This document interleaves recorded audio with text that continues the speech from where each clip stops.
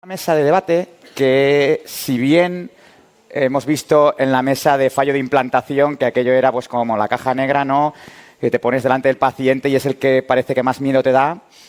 Pero luego tenemos esta otra, la del aborto recurrente, que también sabemos que es problemática porque no hay unas guidelines claras de qué hacer.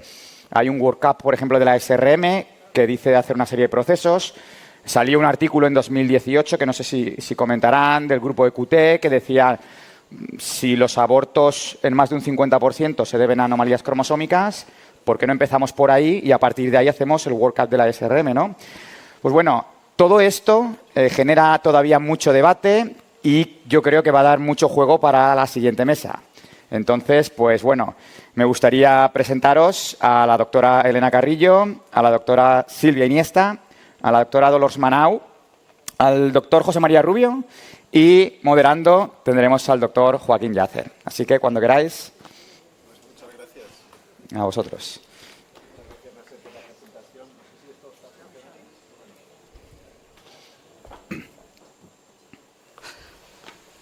¿Y en medio? Está funcionando. Bueno, el tuyo sí. Bueno, nada, gracias por la presentación, Nasser. Y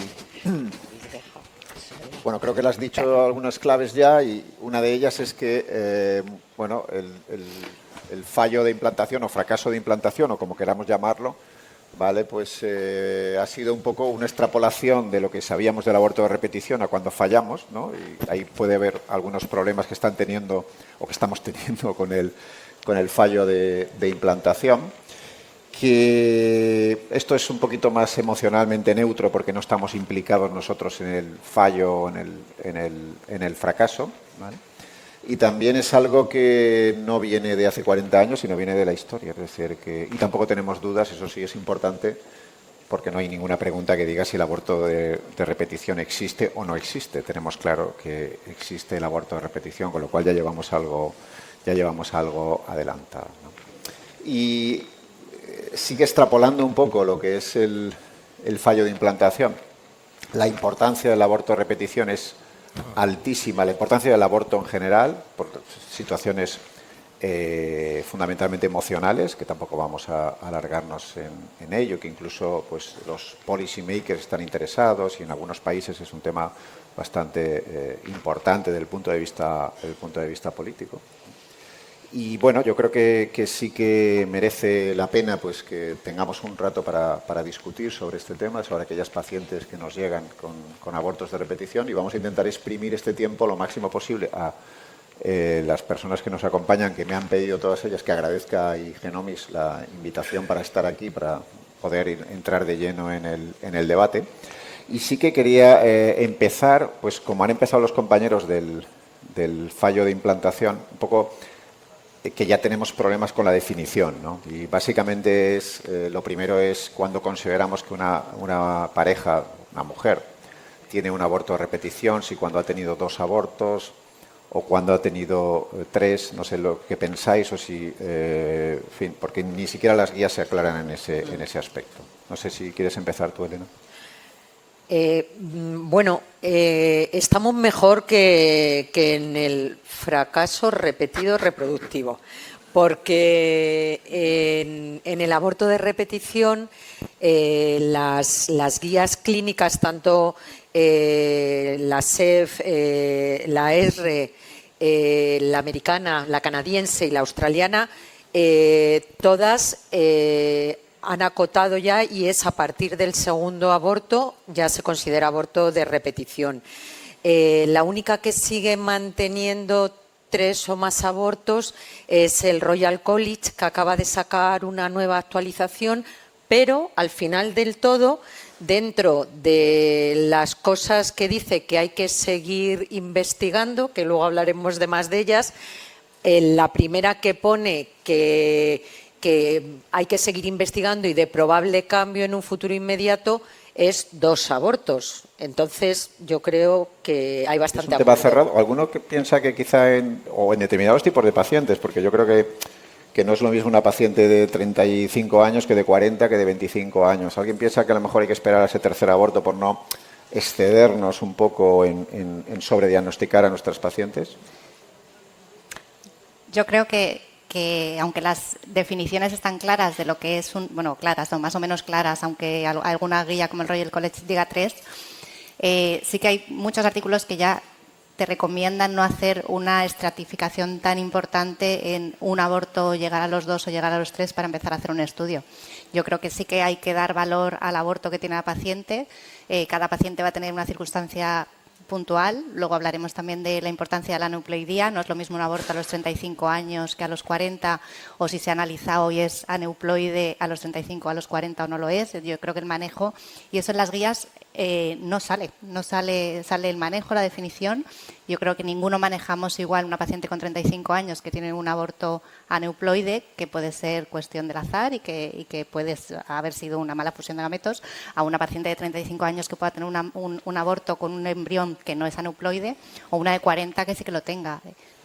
Hacer como distanciar el estudio a tener que tener un segundo aborto en una paciente con 41 a lo mejor le está limitando su quizá pronóstico a las futuro. guías se están estandarizando Claro. demasiado y no pudiendo personalizar, que es un poco los aspectos que tienen las guías, ¿no?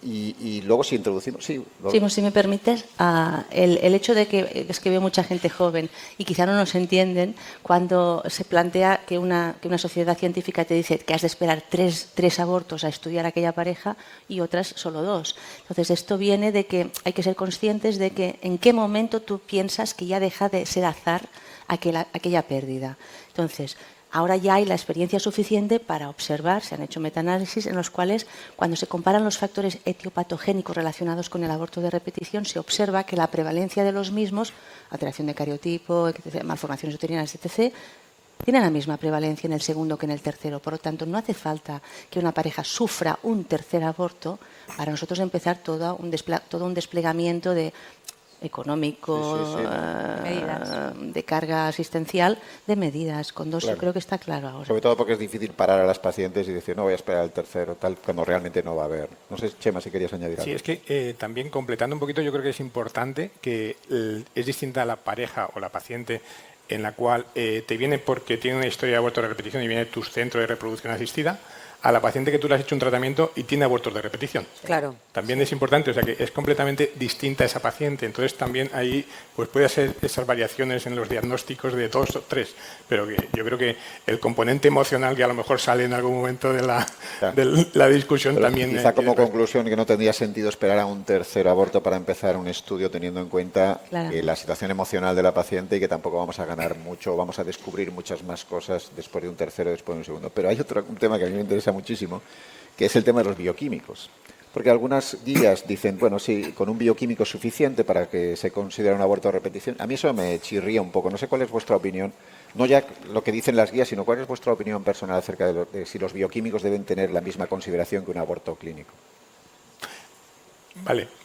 Cualquiera de vosotros. No estaba previsto, pero yo recuerdo solo, y lo comento con las pacientes, a lo mejor estoy equivocado, pero recuerdo un artículo que leí, ahora mismo no me acuerdo del año, pero no es de este siglo XXI, no preocuparos, pero hablaba de que si tú hicieras un análisis de hormona de embarazo a todas las pacientes que tuvieran un retraso de 4 o 5 días, pillarías hasta un 30% de abortos bioquímicos.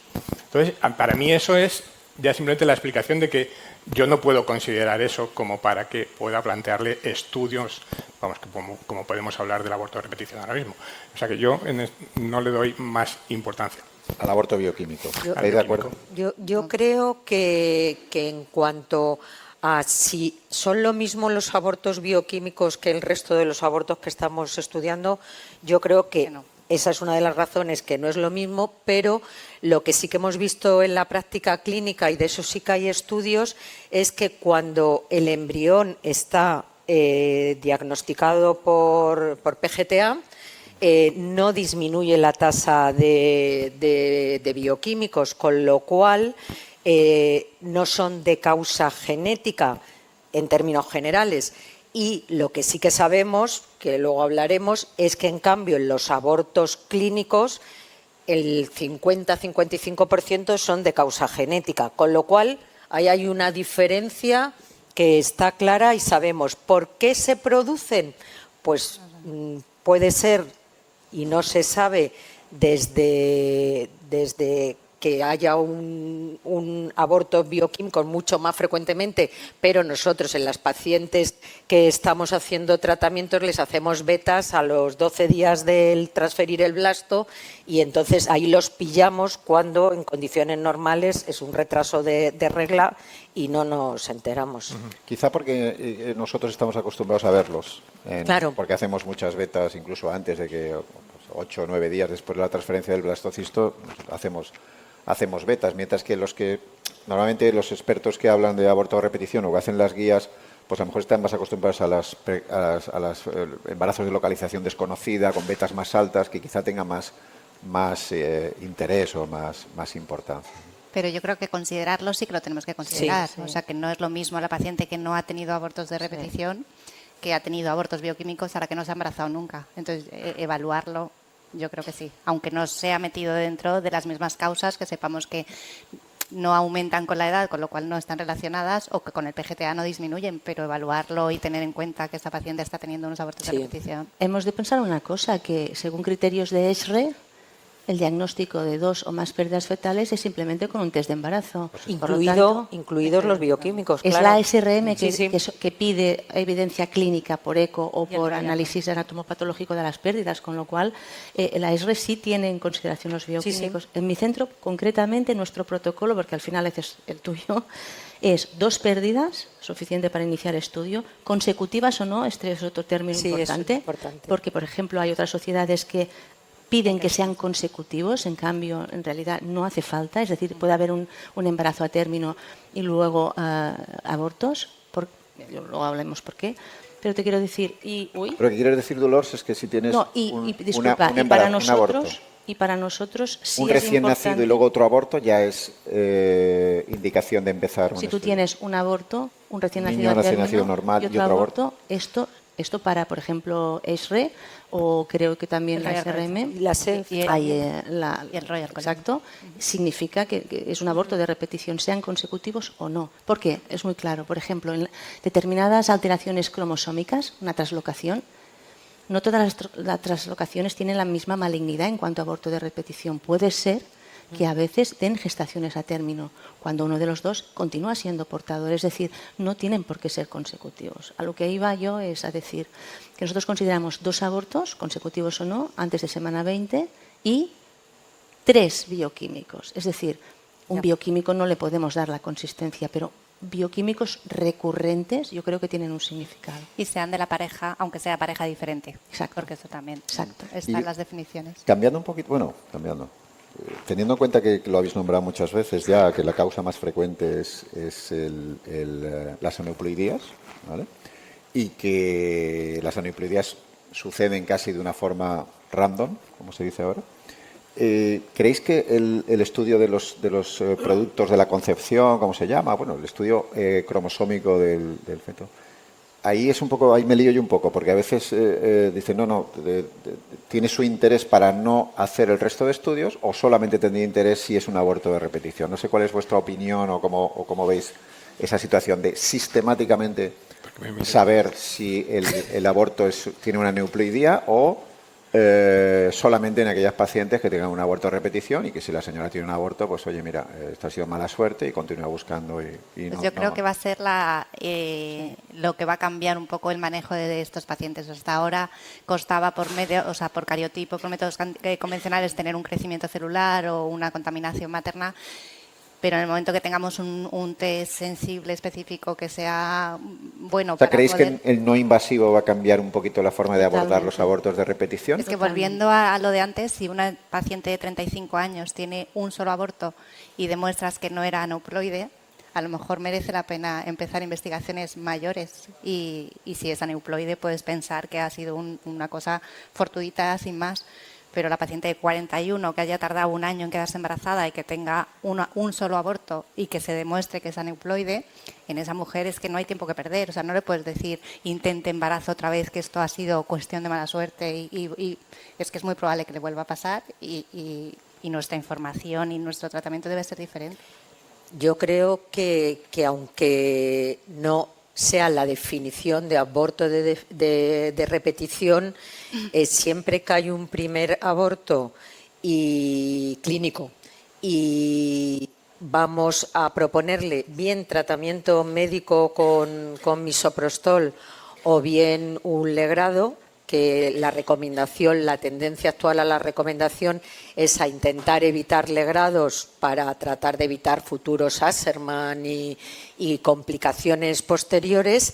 Creo que a la paciente hay que informarla siempre de la posibilidad y de la existencia tanto del estudio de restos abortivos por secuenciación masiva en restos abortivos como en sangre que No lleva invasivo. poco tiempo. Analizarlo de una forma o de otra. No Creo porque el rendimiento de la técnica es altísimo, las posibilidades que tiene no es lo mismo, evidentemente, con un aborto de una mujer que no tiene antecedentes de nada con 30 años que una estéril que se ha quedado embarazada de 41. Os voy a poner un caso, por jugar un poquito con este tema, que yo creo que en los próximos años va a tener una importancia, porque vamos a tener que una técnica.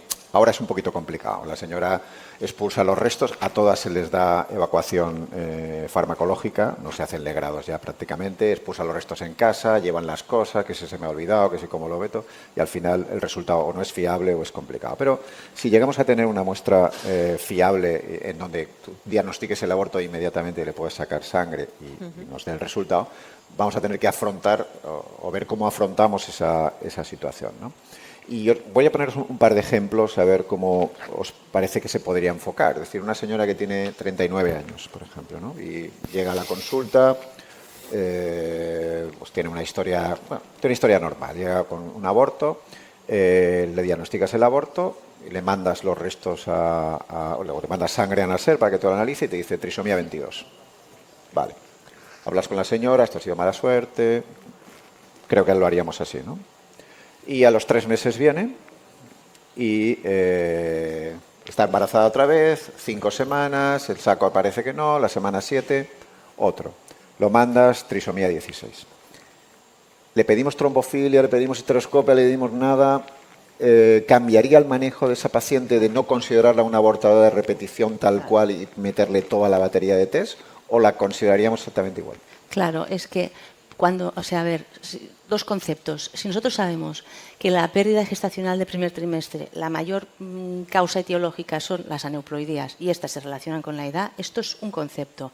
Y otro campo absolutamente diferente es el aborto de repetición. Entonces, cuando nosotros estamos, y aquí es donde hay un campo súper conflictivo porque no sabemos exactamente qué lo causa. Por lo tanto, cuando nosotros tenemos diagnosticado que aquella pareja tiene un problema de abortos de repetición, entramos en un jardín. Entramos a hacer estudio anatómico, estudio inmunológico, de coagulación, de lo que sea, ¿no? Entonces, es muy importante para nosotros testar la euploidía de aquel aborto. Porque si en una mujer ya de 38 años tienes la evidencia de que ha habido 2 abortos de causa por aneuploidía, esto es un contexto. Y otro contexto es una mujer joven con 2 abortos euploides. Aquí has de entrar en ese jardín. Entonces es súper importante tener el test de euploidía.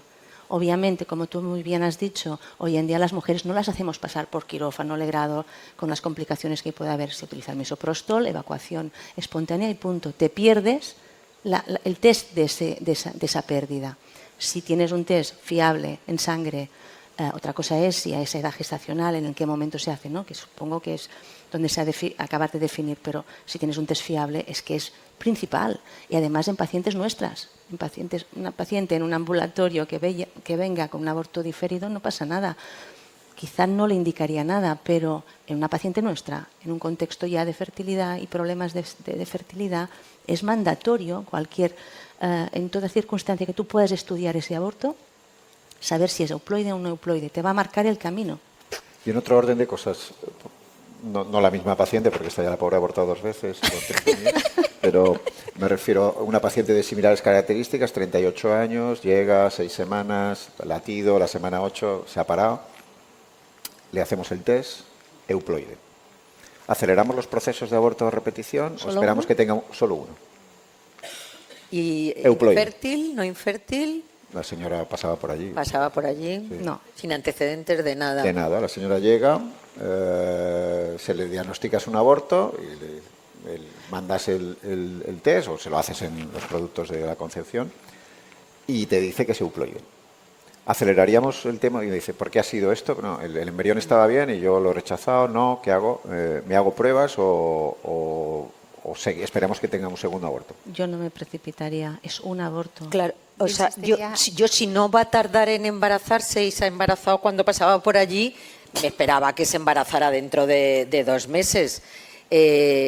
Pero si tiene un componente de que le había costado ya embarazarse con 38 años, está ahí un poquito más al filo.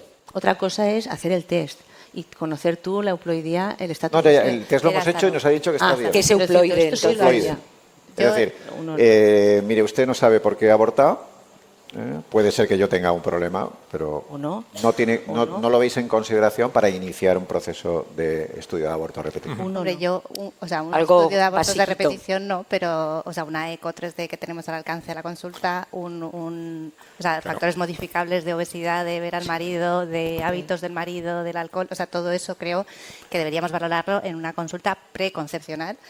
Si no es en la preconcepcional y ya ha tenido un aborto, venga del ambulatorio de donde fuera, hay que evaluar a esa paciente y todos los factores modificables, la neuploidía no la vamos a poder modificar, pero todo lo modificable sí que se lo modificaría.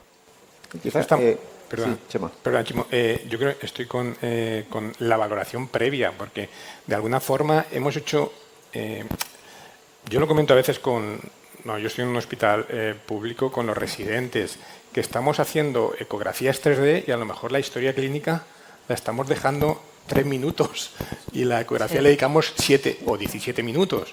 O sea que en esa historia clínica hemos visto si tiene problemas de tiroides o ha tenido problemas de obesidad, fumadora, todo eso que de alguna forma ya te va situando al respecto para que esa paciente de 38 años, si le ha hecho la historia clínica bien y las cosas básicas las tenemos bien definidas, yo con un aborto no le haría nada más, pero yo le daría importancia, que tiene mucha importancia, dedicar unos minutos a preguntarle todo lo que hay que preguntarle. O sea que la comunicación, estamos en una sociedad de la comunicación y estamos perdiendo la comunicación.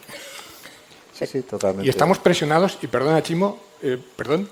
No, era un poco por ver si tratábamos diferente a aquella mujer que tiene un aborto y sabemos que tiene una neuploidía a aquella mujer que tiene un aborto. Hombre, por supuesto, la historia clínica se la vamos a hacer igual a los dos.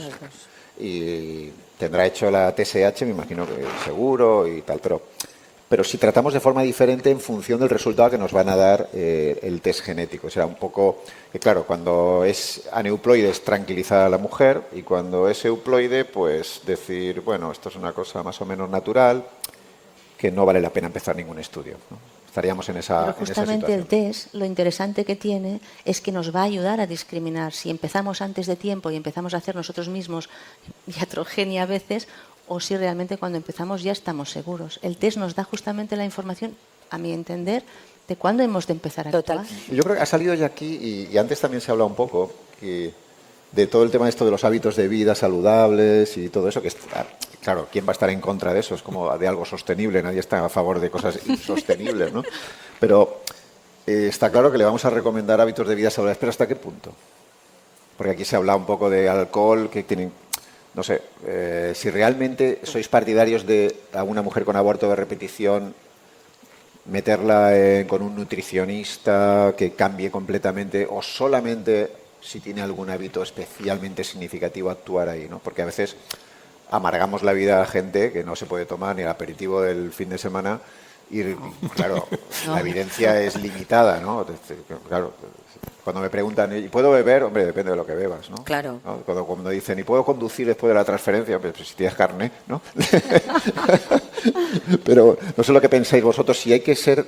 o sea, ¿cuál es la justa medida de ese cambio en los hábitos de vida? Lo que te da la evidencia científica hasta ahora, y en este momento se sabe que tanto en gestación espontánea como en gestación o a través de técnicas de repro, el tabaco influye clarísimamente, hablamos de la mujer, clarísimamente, y el índice de masa corporal influye, ya por encima de 25 o por debajo de 19. Entonces, claramente, esto desde el primer minuto, el alcohol, el café, esto ya es el mismo ejercicio, esto ya es un poquito más de esto. Te diría de alcohol, por lo que estábamos hablando, te dicen... Lo normal. Te dicen 10 unidades a la semana. Lo normal. Depende. 10 unidades quiere decir 10 cervezas. En una, Claro. no sé, dicen 10 unidades. Pero alcohol, café y tal no está muy bien definido. Tabaco, 0 y índice de masa corporal corregido, claro. Y ahora que habláis un poco de, que has dicho, en la mujer, ¿el hombre está dentro del tema del aborto de repetición? ¿Hacemos algo diferente, aparte del cariotipo? Que luego, si queréis, hablamos de... Pero bueno, que el tema del cariotipo, como es poco debatido. ¿Pero realmente hay que pedir test adicionales al varón?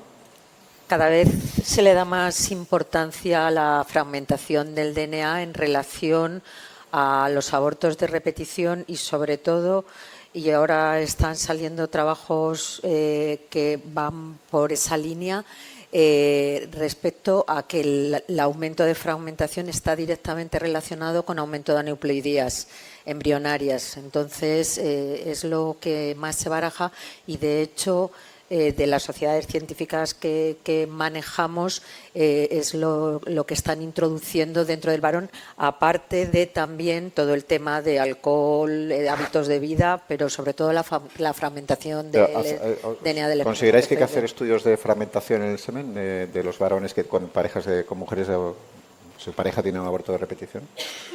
O sea, yo creo que de momento recomendado por las guías con una evidencia suficiente no, pero igual que insistimos y son factores que sabemos que cada vez tienen más importancia, que cuando se utilizan sobre todo en aquellas pacientes que no han tenido un éxito reproductivo en técnicas de reproducción, parece que estamos teniendo mejores resultados. Yo creo que sí. Pero bueno, no la adentro ESRE lo ha introducido ya, ¿eh? está metido Sí, En la sala, recomendaciones. levantando la mano, recomendaciones. ¿cuántos de los que estáis aquí o hacéis dentro del estudio de aborto de repetición en vuestros centros, o si no, si estáis dentro del laboratorio, pensáis que tiene que hacerse un estudio de fragmentación en el semen? 50-50, es un tema de debate. Sí, pero fíjate Sí, una bastante. cosa, ¿eh? Hay muchas estudios. ¿Cuántos de los que habéis alzado la mano sois biólogos? Claro, pero está sesgado, está sesgado. No está sesgado, están enfocados. No es sesgado, No, pero algún es ginecólogo enfoque. Sí, correcto. Estoy de acuerdo. Curioso. Sí, que no sea difícil, ¿eh? Tú hablas de fermentación. Hay estudios que hablan por ahí hay estudios que dicen que estudios de PGT, de embriones aneuploides, hablan de correlación entre FISH alterado de espermatozoides y PGT aneuploides. ¿Y por qué en vez de hacer un test de fermentación en ese tipo de aborto no le hacemos un test de FISH? Pregunto yo. No sé, lo vería más lógico. ¿Cuál es la pregunta exactamente? ¿Por qué fragmentación? ¿Por y no qué FISH? fragmentación si es que se ha relacionado el FISH Sí.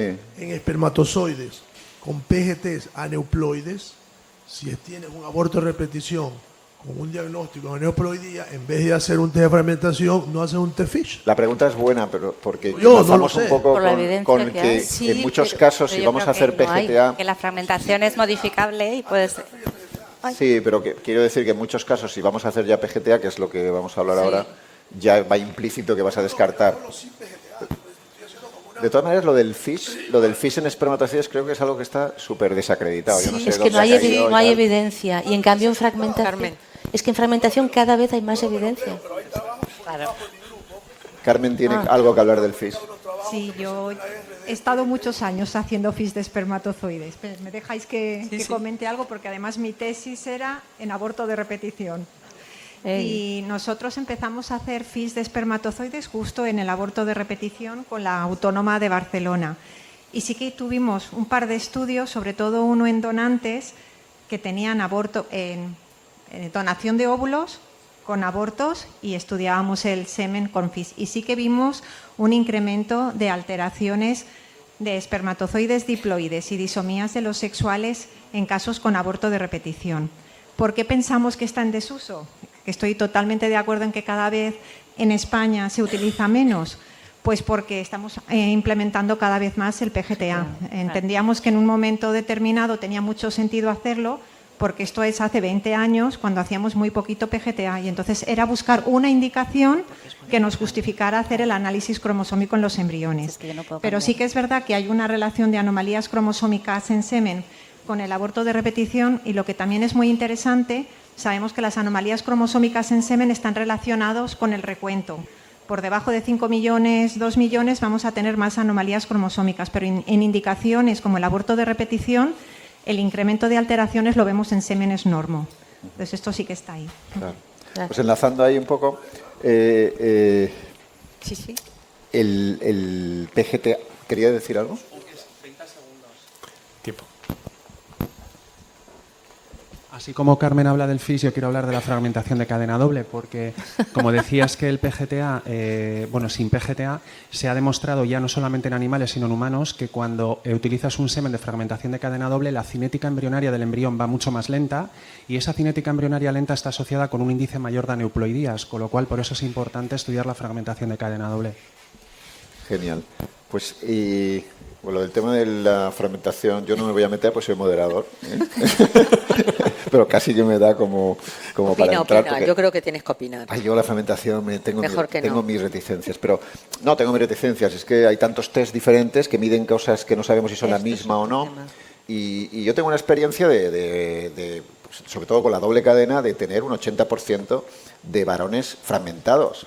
Y claro, un test que es un 80%, yo qué sé, es como la vitamina D. Todos tenemos nuestras reticencias con la vitamina D, porque no puede ser que tengamos a todas las pacientes en una situación de hipovitaminosis clínicamente relevante. Pero tampoco vamos a entrar más en el tema. Creo que está hiperdiagnosticado porque tenemos muchas fragmentaciones que llaman altas, porque por encima del 48% se da como alta, pero eso yo creo que no es patológico, está dentro de variantes normales, pero un 90%, pues... Pero es que precisamente estábamos hablando de la cadena doble, pero el artículo que acaba de salir sobre aneuploidías está hecho con SCSA, es decir, que hay ahí una historia que yo no me cuesta comprender, y lo que te cuesta comprender luego, pues pero luego a veces te cuesta Chimo, implementarlo. En cuanto a fragmentación, los biólogos sabréis más, pero en cuanto a fragmentación hay ya varios metaanálisis y hay una serie, desde 2015 para aquí hay varios, y cada vez con más N y todos con el mismo resultado de que sí que hay relación. Por lo tanto, cuando tú ves que algo, aunque no lo entiendas, hay plausibilidad biológica, la hay, y todos los resultados van en una dirección y son consistentes, yo creo que es en parte así porque la ESRE ha cambiado y ha dicho sí se puede tomar en cuenta. Yo creo que sí hay base. Y tenemos 10 segundos porque sois los protagonistas. Tenemos la idea de que un 80% todo fragmentado porque durante mucho tiempo se han hecho otros test que lo que miraban era fragmentación total y cadena simple, con lo cual la cadena simple, el SSCA, te miraba un punto de corte de un 20-30% y tenemos en nuestra mente que un 20-30% más está alterado y cuando realmente igual ese no era el test correcto. Y por eso... Pero no, lo que nos dice el test o el resultado que nos da el test es que hay un 80% anormal. No que el 80% sea el punto de corte o no. A mí, no, o sea, el punto de corte es 60. O sea, tú tienes un 80% de alterados, pero luego si esos pacientes les haces... El porcentaje de fragmentación no es lo que me preocupa a mí. Si a mí me dicen, hay un 90% de pacientes que tienen elevada la fragmentación, pues pero eso es normal. Pero eso es lo que me preocupa es lo que me devuelve el laboratorio como anormal. Es decir, el laboratorio me dice que el 80% tengo que hacer cosas. Y básicamente las cosas que hace es utilizar microfluidos. Que los proporcionan. Y los últimos test que ya se han demostrado también utilizando microfluidos o el cimoto, que es que esto es otra mesa, pero realmente se ha visto que la calidad embrionaria ha mejorado, ha bajado la tasa de aneuploidía, o sea que es que la fragmentación sí que tiene un papel importante. ¿Y el mejor test? El mejor test del COMET. El COMET sin duda, el COMET. Aprovecho y pregunto. Sí. ¿Qué diferencia hay entre microfluidos y cimote? ¿Es lo mismo? Protagonismo este. Es que los protagonistas, luego te lo digo. No, pero no dejes. Bueno, hablando un poquito de esto, muchas veces nos vemos con gente que está fragmentada o que nos dicen que está muy fragmentada. No, es verdad, que tiene un grado de fragmentación muy elevado, que los señores eso se lo toman. Bueno, les damos un montón de cosas que huelen todos a pescado, sí, aunque ahora ha mejorado muchísimo ese tema. Me dicen los pacientes, yo nunca me he tomado ese tipo de... Muchos antioxidantes, cúrcuma, tal... Ahí es que les cambiamos los hábitos de vida, a los 3 meses siguen fragmentados, ¿vale? Bueno. Y, bueno, casi siempre siguen fragmentados. Nosotros... ¿Curáis a muchos? No curamos, Pero cuando hacen bien las cosas, no solamente en cuanto a antioxidantes, sino régimen de vida, de alcohol, de tabaco, sí que observamos a los 3 meses, en los que puedes esperar 3 meses, porque Claro. si la mujer tiene 40 Pero años... el tema es si vamos a, el tema es hasta dónde, dejando el tema de la fragmentación, hasta dónde la actitud del aborto de repetición sin causa conocida, ¿vale?, es expectante y en qué punto entra el PGTA. No sé cuál es vuestra idea un poco del tema. Chema. Vamos a ver, yo puedo tener una opinión. A nivel práctico no tengo PGTA, o sea que, ¿sabes? O sea que ya es una limitación importante, porque vamos, normalmente yo considero o tenemos en cuenta pues esas pacientes con 2 abortos como para completar estudio en donde le incluirías también el PGTA, pero lo que yo puedo haber leído y la idea que se me ha quedado a mí en la cabeza es que el que yo haga PGTA no le voy a garantizar que la paciente se quede embarazada y el recién nacido que tenga en casa va a decir, vale. Porque yo tengo que explicarle que el PGTA me va a ayudar a mí a seleccionar muchísimo mejor el embrión que le voy a transferir y que normalmente, pues con un porcentaje bastante alto, pues vamos a dar lugar a una gestación. Pero yo me pregunto siempre, si yo no hago PGTA, ese embrión también se lo voy a transferir. No sé si me estoy explicando. O sea, yo tengo 3 embriones y yo, como no puedo hacer en mi laboratorio PGTA, pues le transfiero 1, 2 y 3.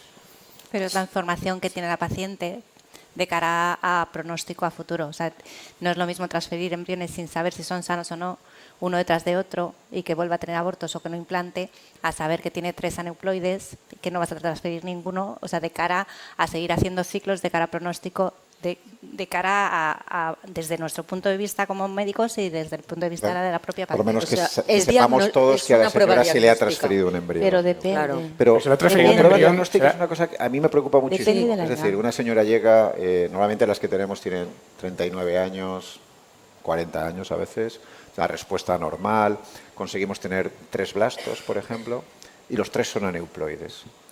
¿Realmente eso es una cosa que ha tenido mala suerte o consideramos que animarla a la donación de ovocitos puede estar justificado? Si ha tenido 3 blastos, es que ha tenido 6 embriones en 2 pronúcleos y es que ha tenido 8 ovocitos. Yo le repito otro ciclo. Porque con 3 embriones aneuploides, hombre, pinta peor, desde luego, pero no, yo creo que no es Pero absoluta la información que le dais a la paciente es decir, mira, esto es que hemos tenido mala suerte y vamos a seguir adelante y ya está. O no me parece que ya demasiado aneuploide, ya con los abortos que has tenido, no sé yo. Si esto sucede de una forma random o realmente es un proceso diagnóstico de la paciente con aborto de repetición. Pero es que depende, Depende Simo, de la edad. depende del tipo de paciente. Ninguna de las 3 sociedades científicas que se define, o sea, que se posicionan en el aborto recurrente, ninguna te apoya el PGTA como tratamiento. Ninguna. Y eso es Claro, así, es ¿vale? diagnóstico. Otra cosa es si esto ocurre en una mujer de 35 o 38 años. Es que ya estamos en otro campo. Estamos en un campo donde el peso de la aneuploidea es tan alto que con una evidencia o dos en una mujer con una evidencia en una mujer de 40 años, yo ya le propongo PGTA. Depende de la edad de la mujer, de su reserva, porque también le has de explicar qué pasa si no tiene buena reserva. Empezamos a acumular, se va a quedar sin transfer, le vas a alargar el proceso. Es decir, depende de la edad de la mujer. Una cosa que has dicho tú, Chema, que no sé si se ha quedado claro. En cartera pública, el PGTA no se puede hacer, el screening de aneuploideas no se puede hacer de una manera tan indiscriminada como harías quizá a nivel personal fuera de cartera pública. En cartera pública, al menos en mi comunidad autónoma, podemos hacerla, pero hemos de justificarlo. Ha de ir a una comisión y justificar. Entonces, no podemos hacer PGTA en mujer de 38 años, la hemos de justificar. Nos quedan solo 5 minutos y un montón de temas. Y no me quiero ir sin por lo menos tratar el tema de las trombofilias, ¿no? Que es algo bastante controvertido, ¿no? Es porque todo el mundo tenemos claro, y tampoco vamos a entrar ahí, que los anticuerpos antifosfolipídicos hay que pedirlos y tratarlos cuando dan positivo. Otra cosa sería, que no nos va a dar tiempo, cuando tú ves en la analítica que está normal y dices, no, es que he ido al otro especialista y me ha dicho que esto no está normal. Pero el tema de las trombofilias genéticas. ¿Hasta qué punto están indicadas o no su realización? Y si están indicadas, si nos tenemos que mover hacia paneles o nos tenemos que mover a solamente algunas trombofilias muy específicas. ¿Yo? Venga. Venga, el dardo es para mí, ¿verdad? Ok, a ver, trombofilias tenemos dos tipos, las adquiridas y las hereditarias. Vamos a la genética. Trombofilia adquirida, adquirida, solo 3 tipos de anticuerpos han demostrado relación, no una batería. Vale. En las hereditarias, ninguna sociedad científica te lo recomienda, el nivel de evidencia es muy bajo. ¿Por qué me lo pregunta a mí? Porque nosotros lo hacemos en un determinado perfil de paciente. Pero, perdón, en abortos del segundo trimestre sí. Cuando hay abortos de segundo trimestre, cuando hay más de 3 abortos, cuando hay alguna sospecha de enfermedad tromboembólica en familia o a nivel personal, nosotros entonces sí hacemos la batería. Y la batería sería mutación del factor 5 de Leiden, protrombina, proteína S, proteína C y antitrombina. No paneles. ¿Eh? No paneles. Paneles tipo Tromboincod, no sé si es una marca comercial o otro tipo de paneles, no aconsejáis. No, porque lo que yo tengo evidencia por la literatura o por propia experiencia son básicamente estas 3, factor 5, protrombina y proteína. Pero yo entiendo que esas 3 que ha comentado Dolors es fundamentalmente porque tú en algún momento puedes mejorar a nivel terapéutico por el riesgo de trombosis inherente a la paciente. A ver, si me explico. Yo hago determinación del factor de 5 de Leiden y digo, vale, está alterado, pero no hay ninguna evidencia de que yo le dé heparina y mejore. No. Pero esa paciente que la ha hiperestimulado, que es gordita, que fuma y todo disculpa, eso... Chema, no hay evidencia ni que sí ni que no hay evidencia. No hay evidencia. De nada. Entonces, esa paciente que tiene más riesgos trombóticos y además tiene la mutación del 5 de Leiden, a lo mejor se va a beneficiar de un tratamiento. Yo la voy a hiperestimular, eso es lo que a mí la voy a me preocupa. embarazar. O sea que entonces no estamos Es el teniendo en cuenta los riesgos sobretratamiento. trombóticos nuestros que generamos nosotros también. O sea que también estamos... pero que quiero decir que yo tengo un montón de pacientes que llegan con aborto de repetición o por lo que sea. Le hacen un test que para interpretar son 16 páginas, eso es imposible, y al final terminan anticoaguladas. El 90% de ellas terminan anticoaguladas ya de por vida, porque cuando no están tomando estrógenos, porque vas a hacer una transferencia de congelados, están haciéndose una estimulación, o están embarazadas, o están con lo que sea. O van a coger un avión. Claro, yo por eso compartí con vosotros el trabajo de Quambi, que decía que tendrá sus críticas y tal, pero que decía que las trombofilias, aquellas pacientes con aborto de repetición y trombofilias genéticas positivas, tenían el mismo pronóstico, o sea, tenían los mismos resultados tratándose con anticoagulantes que sin tratarse. Gestaciones espontáneas. Otra cosa es el contexto de una mujer que tú tienes en tu despacho, vas a hacerle una FIP, la vas a situar en una posición con niveles de estrógenos altos, que es protrombótico, la vas a embarazar, que es más protrombótico, es muy diferente, entiendo yo. Yo creo que trombofilias hereditarias sí, esas 3 que te he dicho, y en un perfil muy definido, no panel, ¿no? Como ya nos queda poco tiempo y tampoco el papel de la ecografía de alta resolución 3D, ¿consideráis, bueno, que ya ha salido esta mañana, pero bueno, si se puede hacer una medicina reproductiva razonable sin tener ecografía 3D a mano o hay que hacerlo? Yo creo que hay que hacerla y más ante el fracaso reproductivo, sea un fracaso de implantación o un aborto de repetición. O sea, te da más sensibilidad y especificidad que una ecografía 2D con un buen aparato y con un buen ecografista haciendo la eco. ¿En qué patologías? Un tabique grande se ve con una 2D perfectísimamente. Miomas se ven con 2D perfectísimamente. Adenomiosis, la 3D aporta.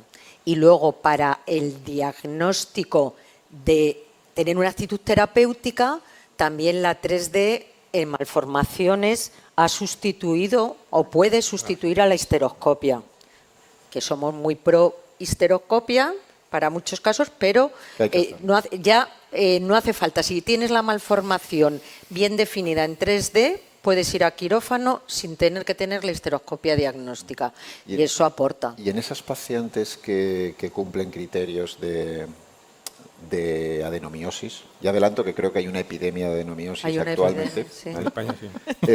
pero ¿pensáis que tienen que ser manejadas de forma diferente, mujer con aborto de repetición, bien con en un programa de tratamiento de fertilización in vitro o espontáneo, si en la ecografía se demuestra o hay signos de adenomiosis, ¿tiene que haber un tratamiento específico para esa mujer? O sea, yo creo que la adenomiosis va ligada en muchas ocasiones a la edad de la mujer.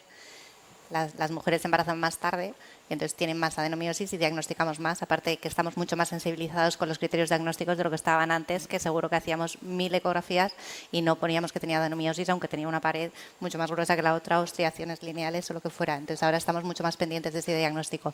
Pero yo creo que las mujeres de 38 o 40 que tengan adenomiosis se pueden embarazar en casa perfectamente. Entonces sobre tratar a una paciente simplemente por tener hallazgos ecográficos de adenomiosis, no. La que tenga mal resultado reproductivo previo, pues ya llama más la atención. Yo quiero decir, con un aborto de repetición, 2 abortos y con signos de adenomiosis, ¿deberíamos de aconsejarle cosas diferentes que a una mujer que tiene 2 abortos y que no tiene el tratamiento de la adenomiosis tampoco está tan establecido. O sea, una paciente que se va a embarazar sola en casa, tampoco le vas a poner análogos durante unos meses para que disminuya un poco la actividad del adenomioma o disminuir. Entonces, de cara a fracaso reproductivo, sí, en casa, pues yo tampoco, o sea... Pues ¿estáis todos de acuerdo o algo? Nosotros tratamos en adenomiosis difusa severa, en el contexto de endometriosis severas, tratamos 2-3 meses de agonista antes del criotransfer. O Mirena. Estamos hablando de mujeres dentro del programa de fertilización in vitro. Claro. ¿Con estrógenos o a pelo? A pelo. Oye, y una cosa, no sé si estamos ya prácticamente, una última pregunta. ¿Pensáis que cuando, casi siempre tenemos éxito en este tipo de mujeres, porque al final son muy agradecidas, son muy dramáticas, pero al final la mayoría tienen niños sanos y tal, gracias a nosotros o a pesar de nosotros. Exactamente. Pero cuando ya hemos tenido éxito y la señora se ha quedado embarazada, ha tenido 3 abortos, ha tenido un niño, ha tenido otro aborto, ha tenido otro niño, y oye, enhorabuena, vienen aquí, nos enseñan el niño. ¿Tenemos que hacer algo con esas pacientes porque eso va a implicar problemas en su salud futura? Es decir, ¿tienen un mayor riesgo cardiovascular o tienen un mayor riesgo endocrino? ¿O tenemos que decirle, oye, mira, deberías de hacerte alguna revisión o deberías de hacerte alguna cosa? Estamos hablando tanto si ha tenido algún diagnóstico, pero fundamentalmente si era un aborto de repetición de causa desconocida. Para mí, de causa desconocida, no. Pero, por ejemplo, si la mujer tenía endometriosis severa y adenomiosis, está claramente demostrado peores resultados perinatales, sí que hay que avisar. Yo sí que he leído peores resultados, o sea, más prevalencia de patología como hipertensión a futuro en pacientes con abortos de repetición, pero la realidad es que nosotros no recomendamos nada específico a la paciente de cara a futuro. Sí, los ingleses hablan hasta de un síndrome metabólico en caso de abortos de no causa genética, que bueno, pues lo equiparan un poco a las consecuencias de un ovario poliquístico no controlado y no sin que tengan ovarios poliquísticos las mujeres, pero bueno, yo creo que de esto se hablará mucho. Oye, ¿puedo hacer una pregunta, claro, Genomic, antes de que acabemos? Claro. Que es una duda que no tengo clara. Pensaba que me ibas a pedir matrimonio. Eso es lo último. No, que ha salido el no invasivo.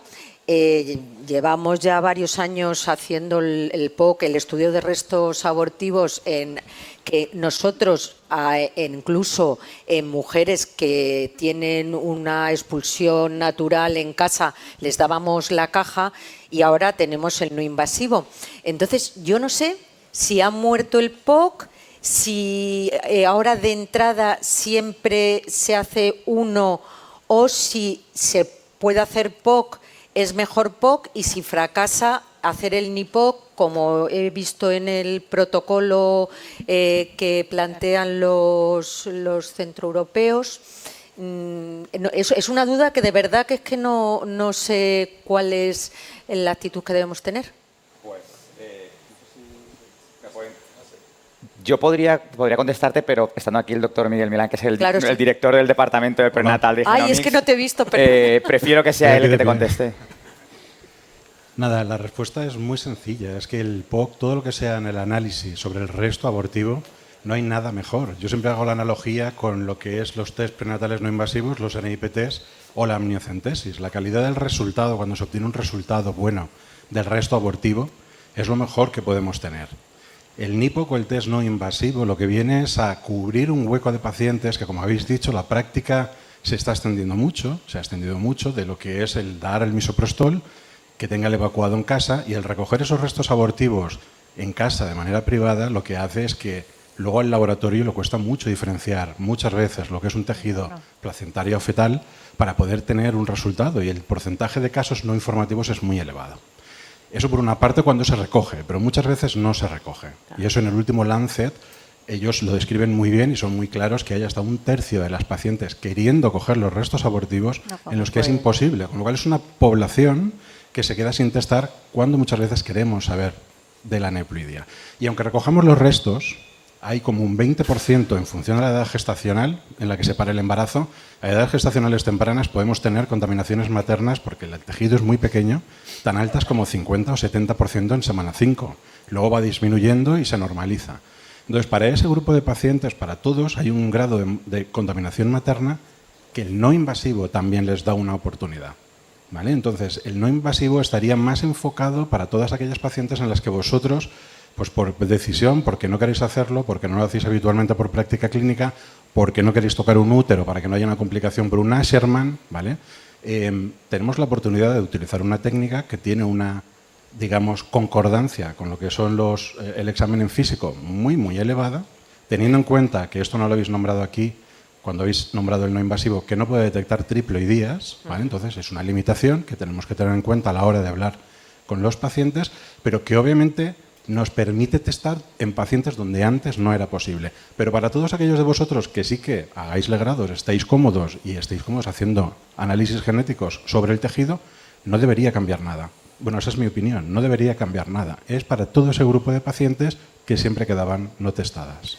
Pero según te entiendo, entonces, todas las pacientes que les vamos a hacer un aborto farmacológico, les deberíamos extraer la sangre antes y guardarla y darle la caja para tratar de recoger los restos en domicilio, ¿o ya no lo aconsejáis eso? Yo los restos en domicilio intento evitarlos, a mí no me gustan. Por lo que te digo, la tasa de no informatividad es mucho mayor. Si vosotros podéis hacer un legrado, podéis hacer, bueno, la histero ya es mucho más difícil. Pero cuando tenemos certeza de lo que podemos obtener es tejido fetal, también entended que si no estamos haciendo pasar muchas veces a la paciente por todo un proceso de análisis, para tener un grado de no informatividad que es relativamente elevado. ¿Vale? Entonces, para esos casos, sobre todo cuando son de semanas gestacionales tempranas, yo recomendaría, si va a tener el evacuado sí o sí, hacer un NIPOC, teniendo en cuenta las limitaciones de la técnica. Si ese evacuado se va a producir en semanas gestacionales más avanzadas, donde sí que es más reconocible el tejido, por ejemplo, a partir de semana 10, aunque tenga el evacuado en casa, si es que suelen tenerlo, yo lo desconozco, no soy experto en vuestros procesos. Claro. ¿Vale?